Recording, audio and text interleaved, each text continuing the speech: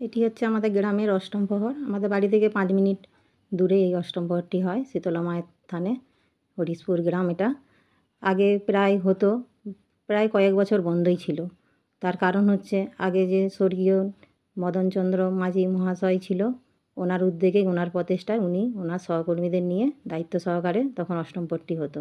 বিয়ের পর এসে আমিও দেখেছি উনি পাড়ায় পাড়ায় বেরিয়ে সবার কাছে সহযোগিতা নিয়ে এসে পুরো গ্রাম জুড়ে তখন অষ্টম প্রহরটা হতো। কোনো কারণবশত বন্ধ হয়ে গিয়েছিল উনি মারা যাওয়ার 2-1 বছর আগে থেকেই। তারপর আবার আমাদের গ্রামের যে নামের দলটি রয়েছে তাদের প্রচেষ্টায় আবার আমাদের পুরো গ্রামের সদস্যদের সহযোগিতায় আবার নতুন করে এই 4 বছর হলো শুরু হয়েছে। ভালোই হয়েছে।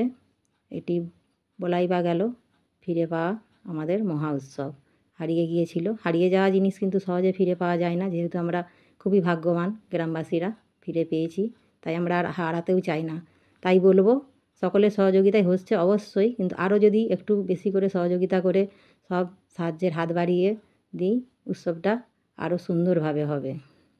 এই যে আমাদের মহাপ্রভু গ্রাম পরিক্রমা করে ফিরে এসেছে, এইদিকে আমাদের গ্রামের দিদি ভাইয়েরা, মা বোনেরা, মহিলারা পুরো পরিবেশনে 3 দিনে অক্লান্ত পরিশ্রম করে সহযোগিতা করেছে। দাদা ভাইয়েরাও অবশ্য আছে, দাদা ভাইয়েরা ওইদিকে পুরো রান্নার দায়িত্ব নিয়েছে, আর এদিকে দিদি ভাইয়েরা পুরো পরিবেশনটা করেছে।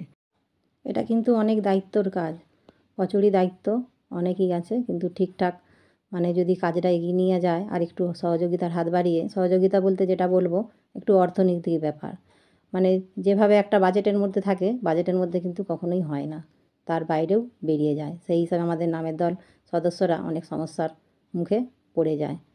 সেই হিসাবে কিছু করার নেই, যেহেতু আয়োজন হয়েছে আর একটু যদি আমরা সহযোগিতা একটু বেশি করে করি, বিশেষ করে আমরা মা বোনেরা, মহিলারা, যেহেতু আমরা লক্ষ্মী ভাণ্ডারটা পাই, সেই টাকাটা যদি আমরা একটা মাসের টাকাটা যদি কিছুটা দিয়েই মহোৎসবে বছরে একবার সাহায্য করি।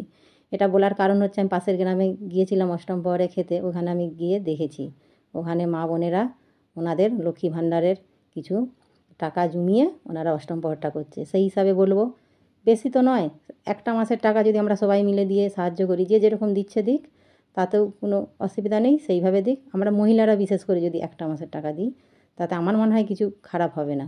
যদি কিছু ভুল বলে থাকি, যদি কিছু খারাপ বলে থাকি, বাড়ির মেয়ে বলে আমাকে ক্ষমা করে দেবেন।